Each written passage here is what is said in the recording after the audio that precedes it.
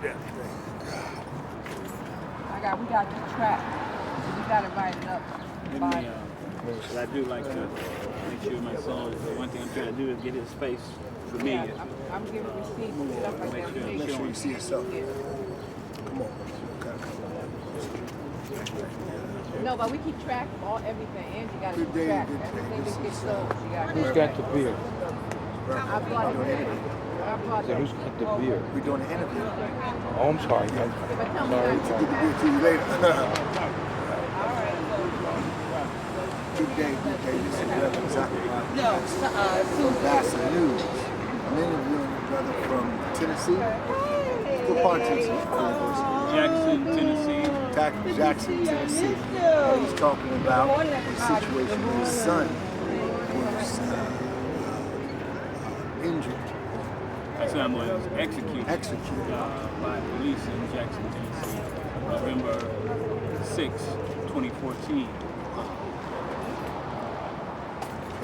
Do you want to elaborate exactly what happened that you know of?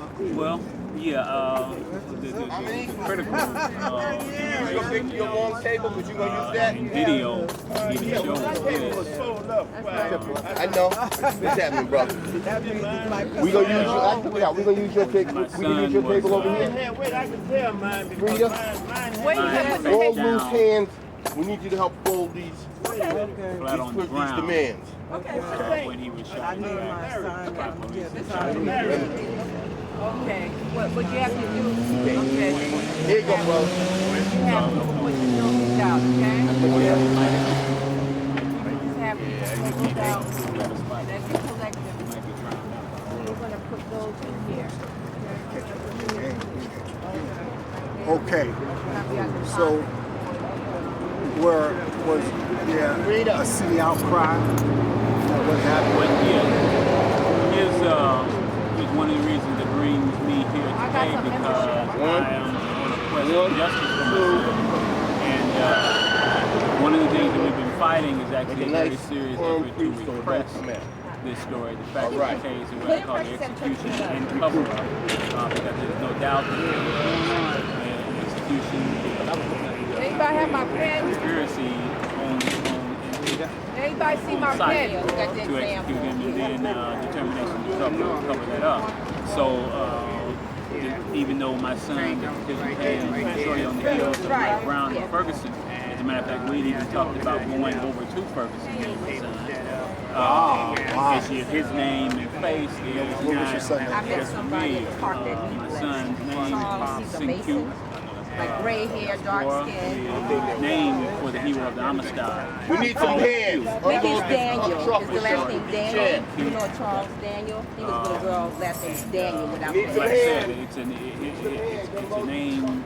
He's dark skin, mixed gray hair. That should be as familiar as many of the others. But this one actually has some really kind of diabolical twists, layers that some of the others do not. Just how sinister it is. But like I said, bottom line, here's a young man. You see him lying on the ground. He was 20 years old. You see him lying on the ground, face down, and he's shot. And he shot from a distance. Shot from a distance. There's no exit. This is one thing that we learned early on as we began to learn things because they did not they not only didn't tell us that, the police actually lied about it initially, giving us the impression that he was shot in the chest. Also giving us and the public the impression what they wanted to do was that he was shot in the midst of some altercation with police or whatever, when the truth was, no, he was on the ground. And not only that, we know this from also eyewitness testimony. He was so not a threat to them. They actually left him, walked back to the car, and came back and executed him while he was on the ground. Now we have that from multiple. So you're saying that they shot him? Yeah, no. And then they came back and shot him again? No, I'm saying he was on the ground. He was essentially subdued, taken down or whatever. But obviously posing no threat because they go back to the car first. Then they come back Let me have that. and shoot. Oh, so they had apprehended, they actually had He him was down. Yeah. on the ground. Yes. Okay. Yeah. You ain't hear that. You hear what I said? Wow. And his brother, you get his name again? Q, just for we call him Q. From We were living in Jackson, Tennessee. My son, like myself, was raised primarily here in the Chicago area. I had been in the Tennessee area about 4.5 years. We were actually, plotting, our way out, when this happened. what is it that At least I know that it was nice, this but is to this day it may so not. much almost like a repetitious thing today? What do you want people to contact you? Yeah, what I want, what's needed, as is needed, throughout, as we deal with this terror. But particularly where I am, on this real plantation land. And you'll see, not See this where that light. van is? Right there. Environment, we need exposure. Go to the next light. And we know that we need suppression No, not here. from the outside because it's very difficult there because it's a community that has a long history of subjugation. So, not this light. There are some key folks in the community, the black community, who essentially play gatekeeper or the traditional house Negro role in repressing. What organizations in Tennessee, Jackson, have you reached out? You reach out to the Urban League and NACP? So it's right back. Well, you're naming those kind of organizations that would be traditional go-tos, and this is what I'm saying. This is my point, and I don't want to trip over. But But you NAACP, wasn't clear. That's yeah. why I'm saying you're saying gatekeepers at the plantation. Yes. We've been removed from the plantation almost 150 something years. I think that's one of the problems that we have when we're dealing with situations. We're too ready to say plantation, but when plantation days were, we were all confined. And the big problem today is that we're not on the plantation and we're facing problems. When we were on plantation, we were stationary. Now we need to be mobile and to be productive. You can't be productive and be mobile today if you have all these ills coming against you. True. So a plantation is like, a company. You're stationary. Everybody's on that plantation. But when you got people like yourself that moved from Gary, Indiana, to Tennessee, that shows that you're not really on the plantation. But the people have a mentality as if though that they are on the plantation. I guess that's what you're trying to say. That's what I'm getting at. Yeah, that's how we want to say it. And what I'm saying is this, and I'm unequivocal, and this is the story I'm sticking to. That is how it operates. You still have a plantation-like operation. You have a city that is at least half, if not slight majority, black. Sure. But the power structure, the power elite is white. And in key areas you have some blacks who are, as I call, the gatekeepers in those positions. And their role and their function is to help keep the black community in check. Subordinate, in place. And you mentioned, NAACP. Well, the president in particular is one example. The president of the local chapter of the NAACP. I've said this publicly before, others have noted it, so I don't back off from that, but most definitely, and I could list in detail some examples of that. Because I'm not one to just throw accusations. I understand where you're coming from. I just wanted to be clear for the audience to know that, so many times that we, refer to plantation. And sister, please, sister, excuse me, miss, you got your poles next to the camera. So the idea is that We got a long day to get through now. so many times that we use those terms. Yeah. And I understand the term, but the idea is that the reason why I'm so dead against using those terms because we're not on the plantation. then we should act different. If You're we, right. if we are acting as though we're on a plantation and we're not on that plantation, we have a problem. Yeah. So we have a big issue Yeah. in Jackson, Yeah. Tennessee. I'm sure that big issue in Jackson anyway. And that is what you just said is particularly why I do use the term, because I identify a living arrangement or practice in that local society that is very much of that nature. Sure. So that's why I use it, because it is a fitting analogy. Okay. And you have a long history of intimidation and abuse by law enforcement to help keep folks in their place in their way, which is why there is such fear and intimidation in terms of stepping up on these kind of things. That's what I'm about. That's why, again, you don't know my son. Right. That's a big reason why you don't know it. Because here's an example. As I mentioned, me and my son even talked about going to first. Because it was, like I said, he was executed about 3 months after my trial. Since my son's execution, as a matter of fact, even this day, in the week, even as local NAACP president talks about we're going to Ferguson, I'm sure we're going to Missouri, we're going to participate in the march to the Capitol, not a word, not a mention of my son right there in Jackson, as if it did not even happen. You know, this is what I'm getting. You know, I've been following behind this organization for over 20 years. And let me tell you something, that you will find that kind of situation so many times. Just in case, like, We have a national story, and we also have a story where a situation where the people not even heard. You understand, like, as though your son's situation. So what we want to do, we want to share all the light we can. Is there any way for people to contact you? Yes. And we have started what I call Cupid Justice, and the email is cupidjustice@gmail.com. Letter Q, number 4, justice @gmail.com. There's also there's a Facebook page. One I do myself, and then there's an organization. The one I do is 2 words, letters, EL, and then D as in Davis, J-A-H. That's Facebook, and another Facebook page, Justice for CQ Just For. It's his name, also with the nickname Q. Justice with Q, CQ Q Just For. Those are 2 Facebook pages, the email, and of course the phone line, direct connection is 219-314-5058. All right, and so you traveled all the way from Tennessee to Newark, New Jersey to be a part of this march. Yeah, because we are part of this cause.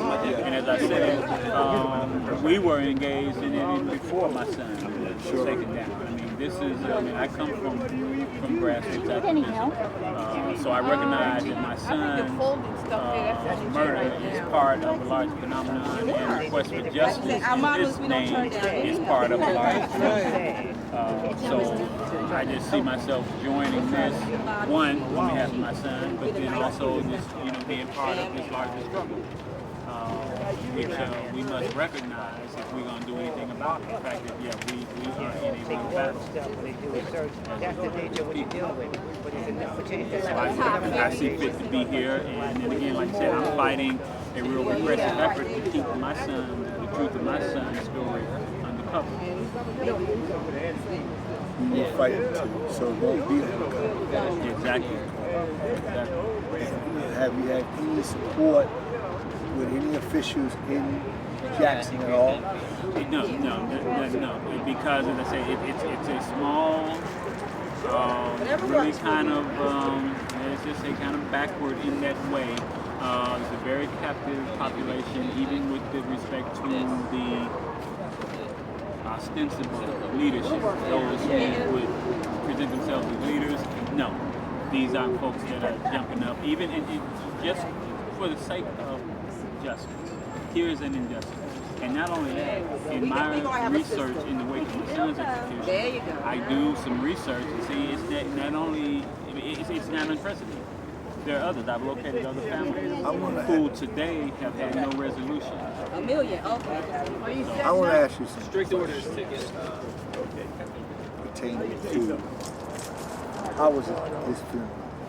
What do you mean? How was it? What do you Yeah, mean? meaning that what was happening? And I kind of hate the word, but I want the people to see, were there anybody came and spoke up for your son? No, well, not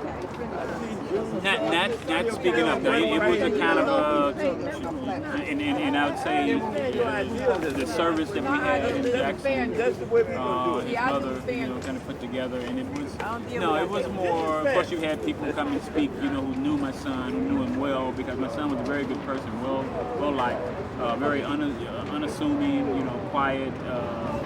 By the way, my son had no criminal record. My son was studying to be in the gang. My son was largely a homebody, no gang affiliation, nothing like that. And incidentally, executed just outside the place where we live. But no, it wasn't that kind of thing in terms of kind of taking it wasn't that, because again, it was in the community where you don't really have those kind of folks. And again, like I said, his mother put that service together. In our hometown, I put one together. We did, again, we talked about what Q was, what he was about. And got a little more to the need to pursue justice in this case. No, I mean, it isn't the kind of thing that you have seen leaders step up on, just on the justice side. It's me, but like I said, this is your son. I'm stepping up just on the justice issue. I didn't have to know your son. Sure. But I feel it as a father. That's right. And I feel it as a black man. Yes. That's what I would expect to see. But no, I can tell you that again. So you understand where I'm coming from when I say that, right? Yeah. Again, this is BASA News. Zachariah Jackson.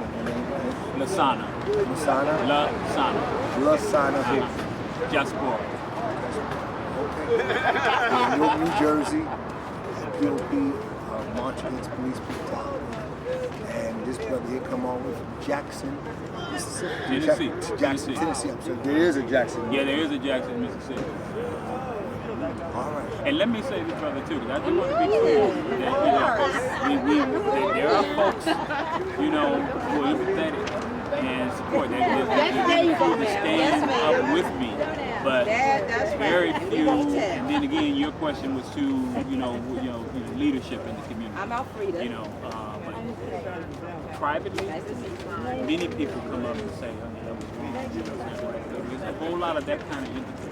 But these folks step out of because they know there's retaliation in terms of your life. My contract wasn't renewed in part directly related to activity on behalf of my son. I worked at a local community college in Jackson, Tennessee. Contract and even in conversation, said as much, but they wouldn't put it in writing. That related to activity on behalf of my son, which I'm not going to stop. I don't until justice is done. Larry. Keep it to the last minute. All right. Man. Is there a number anybody can get you at? Yeah, directly it's 219-314-5053.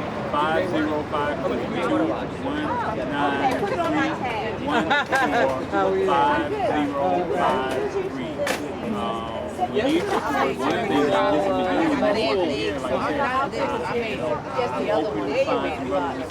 I to get some feet on the ground there. You need some pressure on the ground there. You need some exposure. That's cool. That's cool. Check the social media. That number goes to me directly. Email, all of that I deal with directly. That's an understatement. I don't know the Unitarians. I don't know if I got the names right. Yeah, it's Well, we all gonna keep you in prayer. we will continue Two together. Unless you're somebody folding one, show one this folding the other, and somebody put them Reverend together. Craig, no, they have you down to be made, but Peggy is that for the reason, look back at we group and we support, we offer, Zachariah Jackson, BASA. Thank you. All right.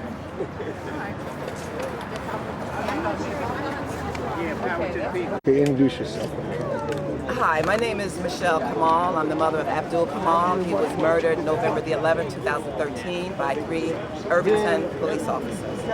My son's case, in the news, they talk about, a racial situation, white cops killing black young adults, but my son's case it's not a black and white issue, it's a blue issue. My son was killed by 3 black officers in Irvington, and at some point I believe that the police officers may come into to become police officers. It may be that they want to do the right thing, they want to help the community, and I believe most of them are from the community that they serve. But then I believe once they get into the system, it becomes a blue issue. It becomes a systemic problem where they adapt and they take on the environment where they work, and I think that's a problem. I believe that's a serious problem because every case does not deserve death. My son's case did not deserve death. My son, he's my son, he's his dad's son, and he's the brother, of his sisters, and the husband of his wife, and the father of his children. And my son's case did not deserve death, and some of the other cases that I'm aware of did not deserve death. You're supposed to be trained to be peace officers, not murderers, not judge and juries of someone that you think is doing something wrong. So if you believe that they're doing something wrong, then you do what you're supposed to do. You try to subdue them. Why do you have to shoot to kill? Why do we believe, well, I don't believe that, a dead man can't speak. That's the truth. A dead man can't speak. If you wound them and something happened that was not correct, they can tell their story. But if they're dead, they can't tell a story. My son is dead. November will be 2 years. We're still hurting. We survive. We function. We go to work. We go to school. We go to church. We do what we have to do to survive, because if we don't, we commit suicide, and we can't do that. I have joy and I have peace in my heart and in my life because my Lord and Savior Jesus Christ is guiding me, and that's where my strength comes from. Without that guidance, without that strength, without that comfort, it would be more difficult than it is now. Okay, and how is the case coming along with your son? Or is it a case open, or it's just... Well, my son's case has been closed. They decided not to indict the 3 officers.